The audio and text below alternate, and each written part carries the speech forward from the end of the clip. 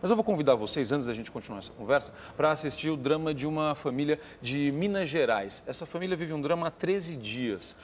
O músico Vinícius Maia Carvalho tem 28 anos e ele enfrenta depressão, sofre de depressão. E ele está desaparecido. A coisa aconteceu da seguinte forma, foi durante uma viagem, ele fez o pai parar o carro, ele pulou de uma ponte num rio, numa crise que ele teve ali naquele momento. Ele está desaparecido e claro que a família está desesperada em busca desse jovem. Essa reportagem é do Aguiar Júnior e do João Almeida. Vamos ver.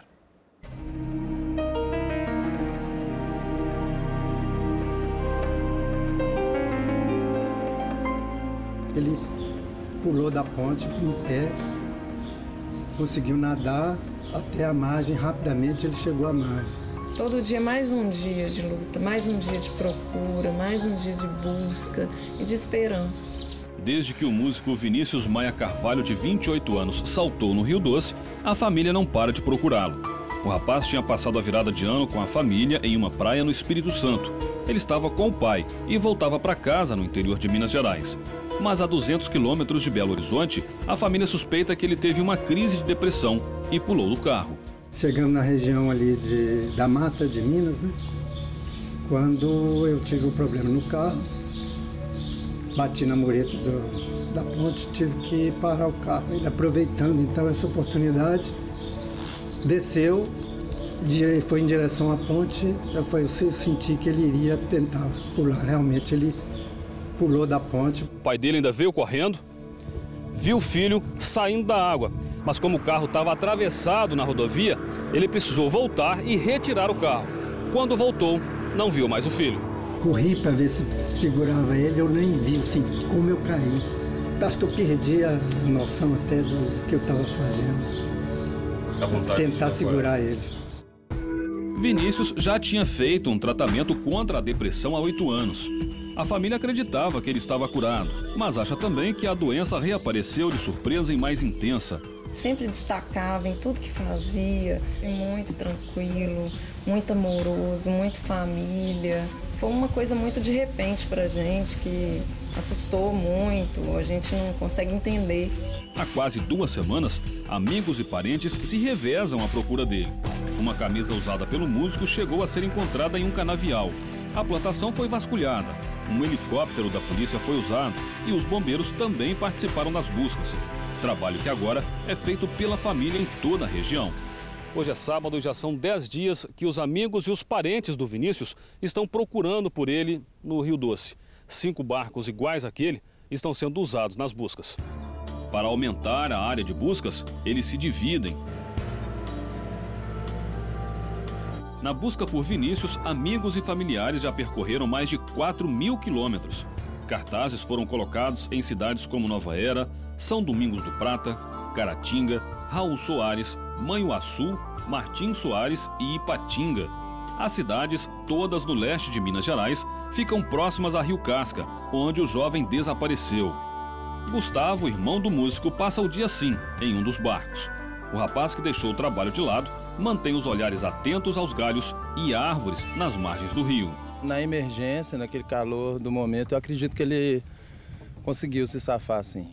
Ele acredita que o irmão está no meio do mato. Ele chegou a fazer engenharia florestal, né, cursar engenharia? Engenharia florestal em Viçosa. Sim, ele é acostumado a fazer caminhadas e já fez travessias da Lapinha até Conceição do Mato Dentro, na Cachoeira de Tabuleiro, uma distância muito grande pelo meio do mato, assim. Por isso a gente alimenta essa esperança dele estar vivo ainda. Desse ponto do Rio Doce, onde nós estamos, nessa pequena prainha, mais ou menos 300 metros da ponte, é possível ter uma dimensão da altura do local de onde o Vinícius saltou dentro do Rio Doce. Seu José é pescador há mais de 30 anos nessa região onde Vinícius pulou e conhece bem o Rio Doce. Ele é quem nos leva ao local. A gente deve estar olhando bastante nos cantos, porque corre risco, se ele estiver dentro d'água, ele está parado em algum galho, alguma coisa assim. A todo momento, um telefonema novo traz informações de uma possível pista do paradeiro de Vinícius. Teve um caminhoneiro que me ligou aqui agora também e falou que ele tem quase certeza de que era o Vinícius naquela região ali. Cartazes com fotos foram espalhados por toda a região, nos postos de combustíveis, em hotéis, no comércio. A procura não para nem durante a noite.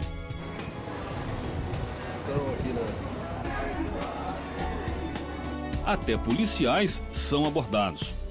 Ajuda a gente aí, por favor. Por telefone, conversamos com o psiquiatra Renato Silveira, que já atendeu Vinícius.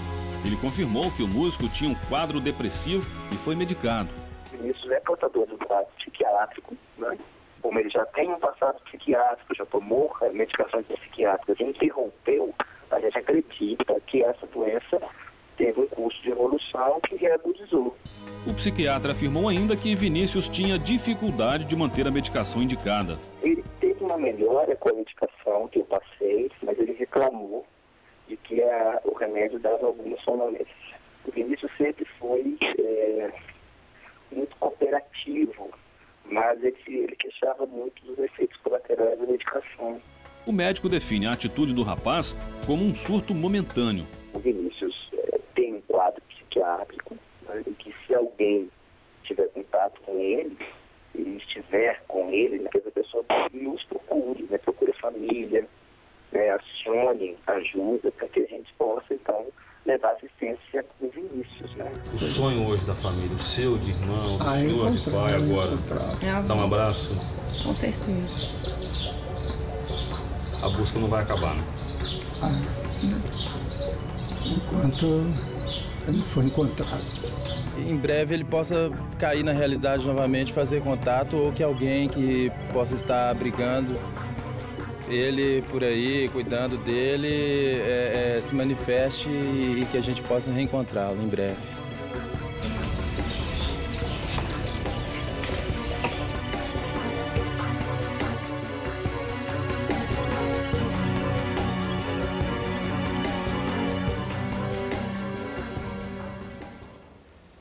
Olha, além da gente conversar sobre isso aqui, a gente deixa a imagem do Vinícius para você. Você viu os telefones de contato ali no cartaz. Se você viu esse rapaz, entre em contato com a família, tente ajudar. Se você não conseguiu anotar o telefone, entre em contato com a nossa produção e a gente vai fazer essa ponte para a família do Vinícius. Doutor Sérgio, a gente viu algumas informações aqui muito importantes nessa reportagem. Primeiro, é possível no meio de um tratamento interrompido, como parece que é o caso dele, a pessoa ter algo parecido com um surto, como o que pode ter acontecido com ele? É uma característica possível? Sim, é bastante factível isso é uma realidade. Muitas pessoas interrompem bruscamente e os sintomas podem avançar e podem pular, assim, como se estivessem represados e de uma forma muito intensa. Então é um risco muito grande a pessoa interromper por conta própria. A pessoa precisa, pelo menos, estando bem, pelo menos 6 meses de tratamento, estando bem. E a diminuição, quer dizer, a interrupção do tratamento tem que ser feita sempre de forma gradual. Você nunca pode interromper uma dose alta, porque, digamos, o cérebro, ele se acostuma, ele necessita daquele medicamento, naquele momento, como um apoio para funcionar aquele sistema químico de neurotransmissores. Uma pessoa que nunca teve depressão, começa a tomar o remédio, pode ficar dependente desse remédio? Depende do remédio. Em geral, os remédios chamados antidepressivos, eles não causam dependência. Já os remédios chamados calmantes ou benzodiazepínicos, aqueles faixa preta, que às vezes são usados junto com antidepressivos, então aqueles podem causar dependência. E criança pode ter depressão também? Tem, existe hoje em dia a depressão em criança está crescendo na população como um todo em geral. Nós vivemos um momento assim que eu chamaria que a mãe e o pai podem uma perceber? grande praga afetiva, né? Em geral, mudanças de comportamento, mudanças na alimentação. Então, comer demais, comer de menos, alteração do ciclo sono-vigília.